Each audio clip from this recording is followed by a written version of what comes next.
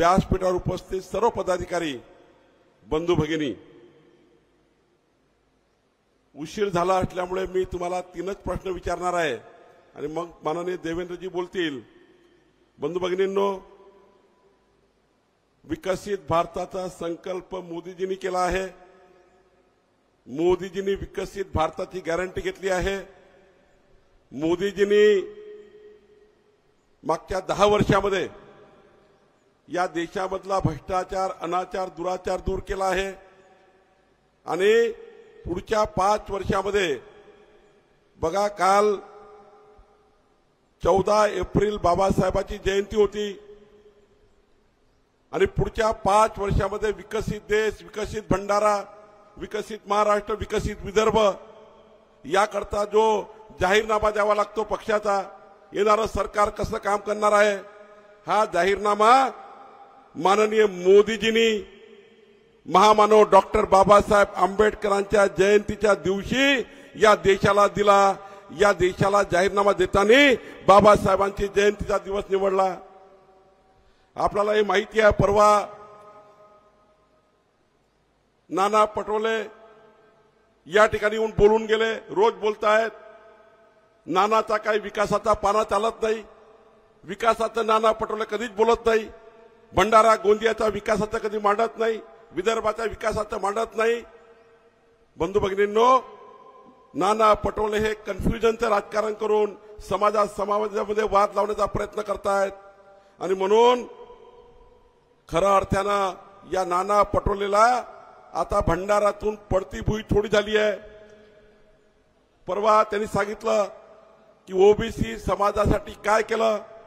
बंधू भगिनींनो, मला सांगा, या देशामध्ये मोदीजी ओबीसी पंतप्रधान आणि ओबीसी समाजाला ज्या पद्धतीने या देशामध्ये सर्व समाजाला न्याय दिला, ओबीसी समाजाला न्याय द्यायचं काम माननीय मोदीजींनी केलं।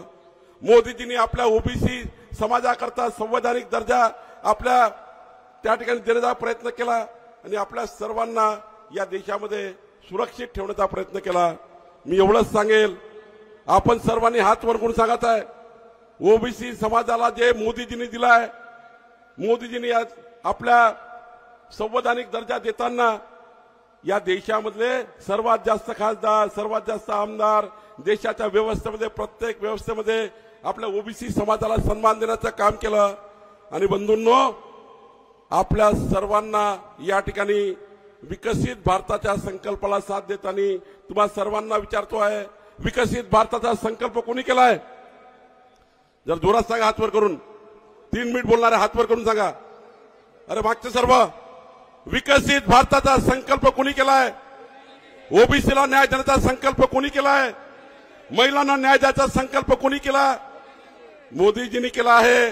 आणि मोदीजींच्या विकसित भारताकरता परवा मोदीजींनी सांगितलं, तुम्हा सर्व लोकांना मोदींचा नमस्कार घरोघरी पोहोचवायचा आहे। मी तुमच्याकडे मोदीजींचा नमस्कार घेऊन आलो आहे। देवेंद्रजी मोदींचा नमस्कार घेऊन आले आहोत। तुम्हाला हा नमस्कार प्रत्येक बूथवर, प्रत्येक घरी, प्रत्येक घरापर्यंत पोहोचवायचा आहे। प्रत्येक घरावर एक मोदीजींचं स्टिकर लावून मोदींचा नमस्कार पोहोचवायचा आहे।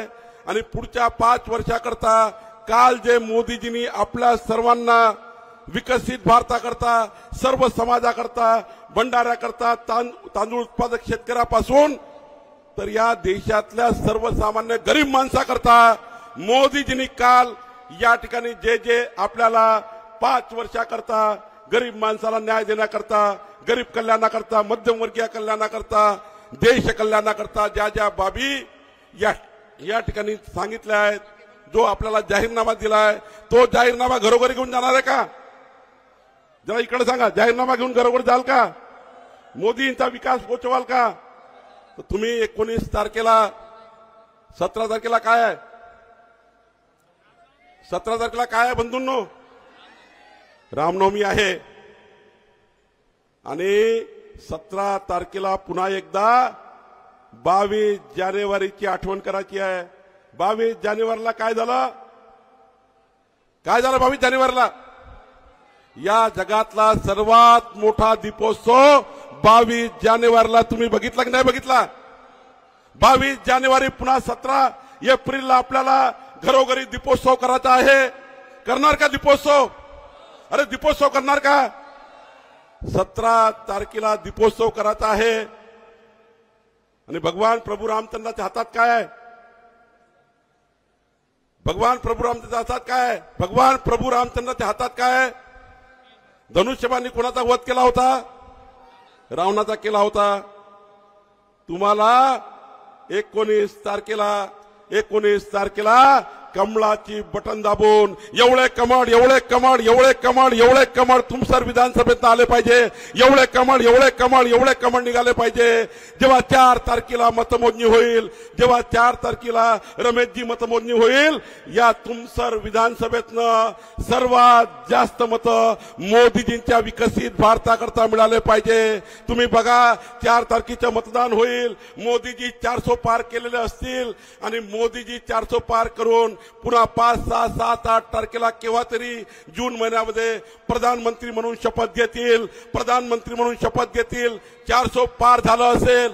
तुम्ही टीव्हीवर बसले असाल आणि बघितलं असं बघाल की मोदीजी प्रधानमंत्री पदाची शपथ घेत आहे. तुम्ही टीव्ही समोर बसलेले आहे, तुम्ही बघताय मोदीजी शपथविधी करतात आहे. जगातले 197 देश बघतात आहे. अमेरिका, रशिया बघतायत. भारताचा 140 कोटी भारतीय बघतोय की देशाचे पंतप्रधान मोदीजी शपथ घेतात आहे. आणि त्या ठिकाणी आमचे सुनील मेंढे हात वर करून उभे आहे. आपला तुमसरचा आवाज घेऊन त्या ठिकाणी उभे आहेत. हा संकल्प करून इथनं जायचं आहे. आणि म्हणून मी तुम्हाला पुन्हा एकदा विनंती करतो, इथनं गेल्यानंतर वरच्या आणि खालच्या सर्व लोकांनी एक मत, ग्रामपंचायत सारखं, नगरपालिकेसारखं एक मत मोदीजींच्या विकसित भारताकरता आपण सर्वांनी आणावं, एवढीच विनंती मी आपल्याला करतो. माननीय देवेंद्रजींना विनंती करतो, त्यांनी आपल्या समोर विचार मांडावे. महाराष्ट्रातील ताज्या बातम्यांसाठी बघत रहा टाइम्स टुडे 18 न्यूज. सोबतच शेअर करा, सबस्क्राईब करा आणि बेल आयकॉन प्रेस